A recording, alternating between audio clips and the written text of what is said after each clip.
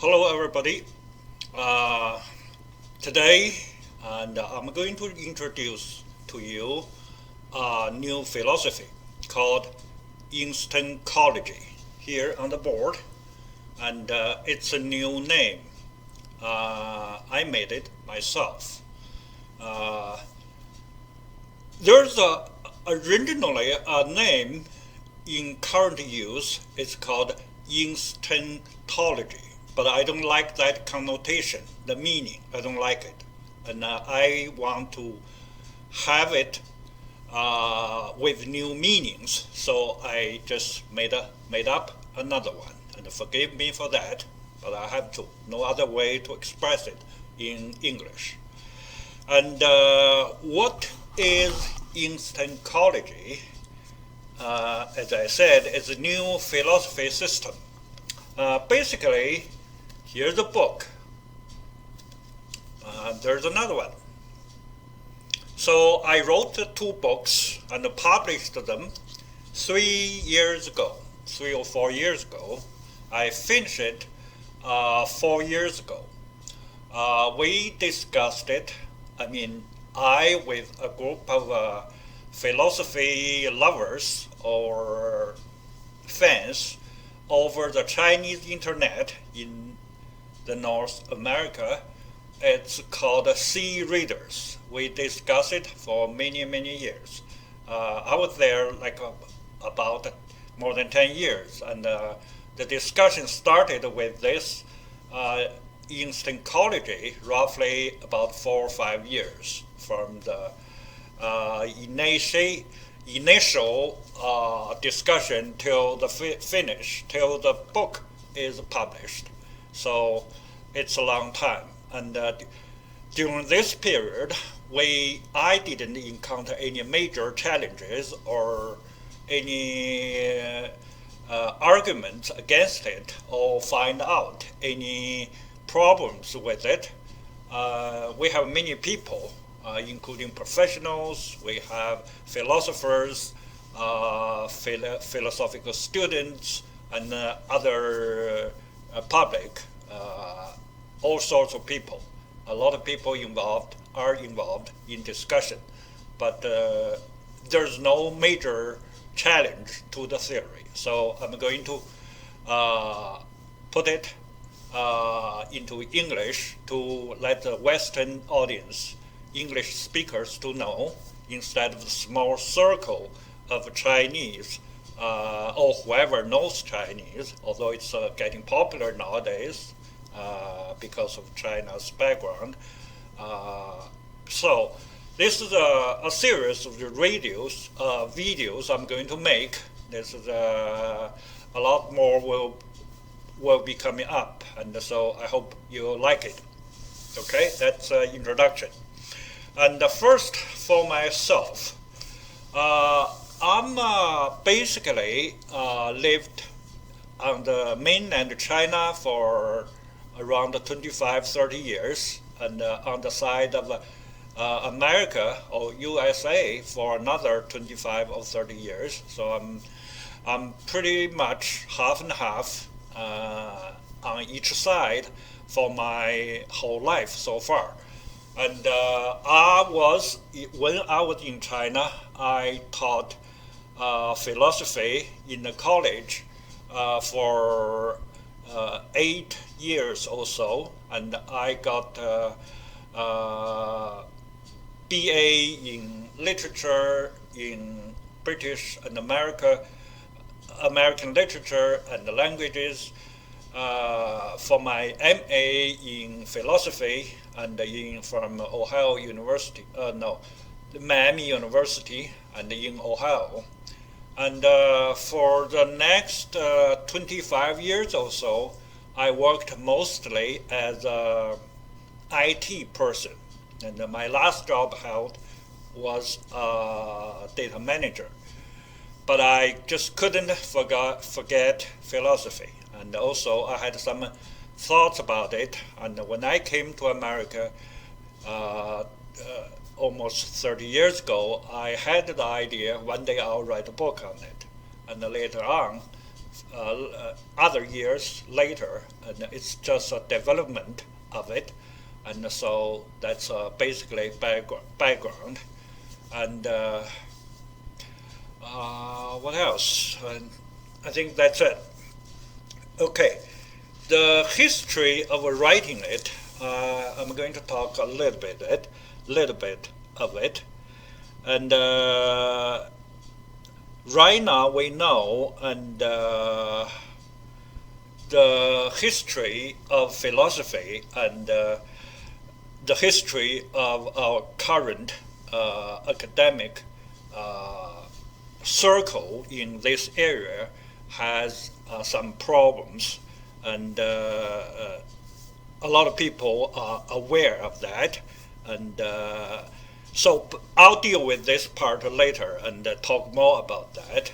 And next, I'm going to introduce briefly what this so-called instancology includes, and it basically has everything a major philosophical system should have, such as ontology and epistemology and methodology and some ethics, some it also includes some cultural comparison, some philosophy of science, and some postulates on science.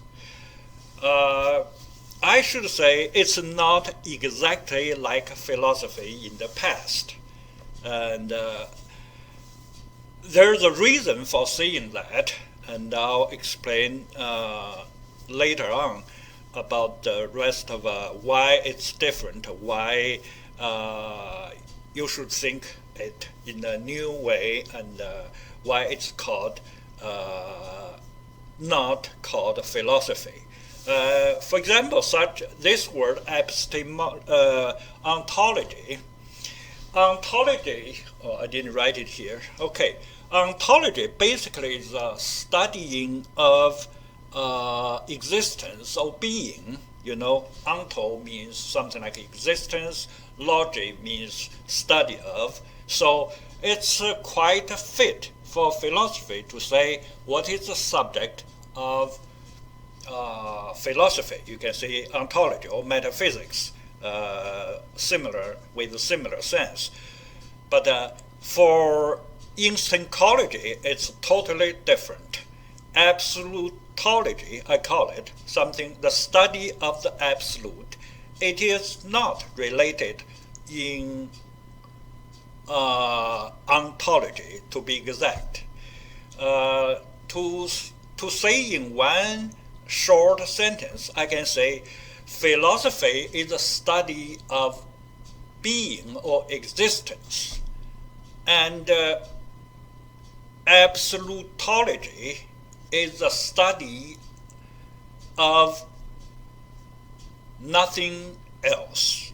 We really have no way to say it, because it's not something else. So I just say nothing else. Well, what is it? Actually, it's no thing, nothing.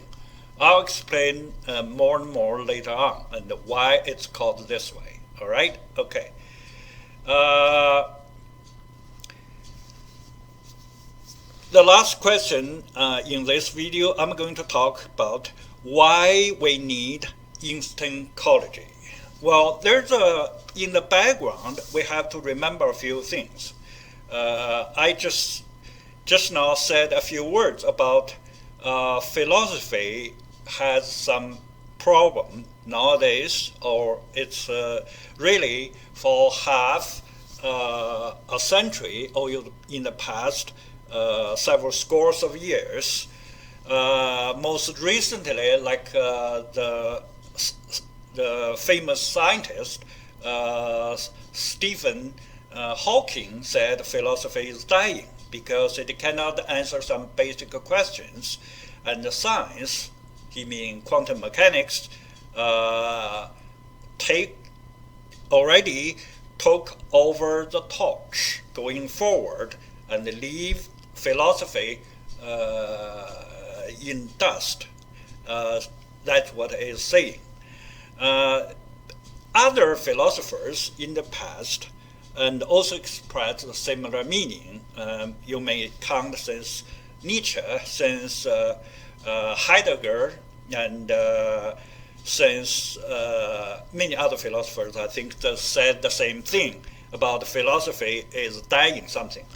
A lot of people saying in argument to refute the saying that philosophy is dying or dead or whatever, they say, well, you see there's many philosophers in the world, and so many institutions are still studying philosophy. Well, I would reply that's not the right way to refute it, because the major thing is every field of study, if it's a truth-seeking like philosophy, it has its inner logic. The inner logic requires it to go forward or to be near its death or its dying. There's the inner logic. Remember this word.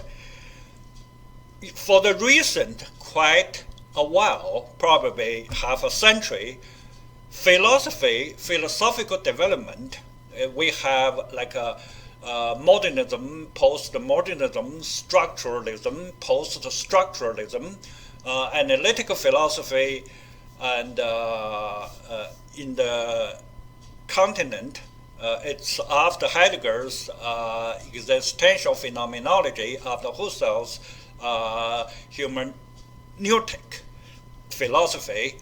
Hermeneutic is something like interpretive philosophy. Recently, there's really not much to do except the language and things like that. Just explanation, interpretation, detailed,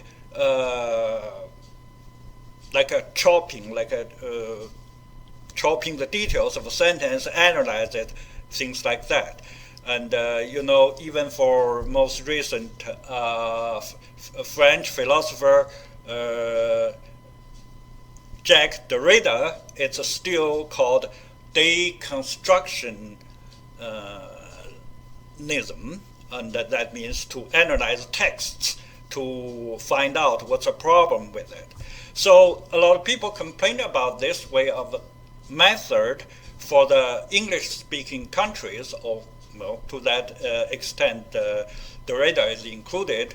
It's basically like a policing the rules, policing the language, see if there's anything hidden, not clear, not explained to the full extent, if it follows any grammar or grammatical or syntax or whatever.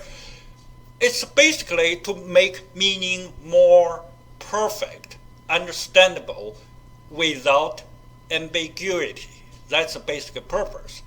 But that's for the analytical philosophy side. If we go back to the continental side, we also can see when we come to the root of the current philosophical schools, from Heidegger, it's also the being. The existence of being, or human being, and for that matter, it later on developed into many social philosophies, like woman, about gender, about race, about minority rights, women's rights, things like that, or environment, or ethics, or whatever. But remember, when Heidegger talked about philosophy, when Heidegger talked about Dasein, it's a full circle of philosophy. What is a full circle? It's the back to the origin again. In ancient times, pre-Socratic days, there is a philosophy about being, and philosophers talked about that already, like Parmenides, in his poem on nature, he talks nothing but being, right? knowing, thoughts, world, things like that. He already said what's the best way of knowing, having knowledge, knowing the world. He mentioned 3 ways. That's about being, right? Okay, so when anything, as a rule, when everything comes to a circle, it's end of it, right? When little cow gave birth to a baby cow, the baby falls down, cannot stand up, right? Then when he stand up, and that's a whole life started. But how he dies? Because he falls down again. See, it's a circle. It's the same for people, right? Baby cannot stand up, and baby one day will stand up. When the baby grows into old man, right? Maybe like me, in 20 years, I'll be an old man too. One day I'll fall. My leg cannot support my body. Then I will fall too. That's called a circle. After circle is complete, the philosophy will die, like humans, like animals. It's all the same. So that is the phenomena on both sides. Language is the method, right? And it goes into details, smaller splitting hairs, and no big questions asked anymore, right? Remember, since Socratic days, philosophies basically have 2 tasks. Spiritually, they want to know 4 questions. Who we are, where we are, what is the world, how should we conduct ourselves? That's the 4 basic human questions. But for the analytical side, they chop it away. And for Wittgenstein, there's no such things anymore. Everything become language related. Everything become a rule. They don't seek truth anymore. That's a problem with philosophy. That's why a lot of people inside the circle of philosophers or outside the lay public all agree philosophy is dying in a sense, right? Maybe in the continent, the Heidegger's being still attracts some people because of the ramification, the different social philosophical schools that still attract some people. But basically, both sides are racing to die. No more, no major things in the past 50 years or so. And they are all little things like bushes. And if we look back at the big history of philosophy, when we see the big figures like Socrates, Plato, Aristotle, right? Like in the Middle Ages, we have the Augustine, like Thomas Aquinas, and Schelling. And in the German part, before that we still have Descartes, we have Kant, we have Hegel, and later on Heidegger, of course. They are big trees, giant trees, like California big tree, giant trees. But later on, for the past 50 years, we have only bushes, small things. That's a sign that nothing you can do about it. It's not that the people cannot develop into any big system, or people don't like system after Hegel or after Heidegger. Actually, Heidegger doesn't have a big system, but just one very key point, very crucial point. It's because you have nowhere to go. The logic, the inner logic constrict you, limited you, development. You cannot break the ceiling. You cannot break the limit. Then philosophy is going to die or is dying. So that's a problem. On this background, and in what I'm going to introduce to you, the Instancology is developed.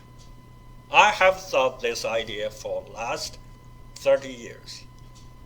So I'll give you the full picture of it and let you judge if it can stand up and have life itself. Alright? So for this video, I'm just saying so much. I'll see you next time.